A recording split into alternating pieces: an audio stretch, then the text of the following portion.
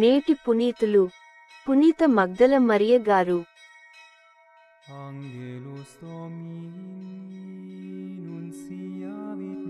నా హృదయేశ్వరుని కొరకు నేను ఉండగానే వెదకగా అతడు నా కంటబడెను. సోమవారం, జూలై 22, 2024.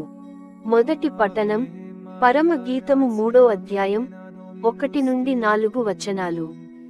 నేను బహురాత్రులు పడుకమీద పరుండినా హృదయేశ్వరుని కొరకు గాలించితిని. కాని ఎంత వెదకినను అతడు దొరకడయ్యెను. నేను లేచి నగరములోనికి వెళ్ళితిని. పట్టణ వీధులలోను సందులలోను తిరుగాడితిని. నా హృదయేశ్వరుని కొరకు వెదకితిని. కాని ఎంత వెదకినను అతడు కన్పింపడయ్యెను. నగరమునకు గస్తీ కాయువారు నన్ను చూచిరి. మీరు నా హృదయేశ్వరుని గాంచితిరా అని నేను వారిని ప్రశ్నించితిని. వారు నన్ను దాటి వెడలిపోవగనే హృదయేశ్వరుడు నా కంటబడెను. నేనతనిని గట్టిగా పట్టుకొని వదిలిపెట్టనైతిని.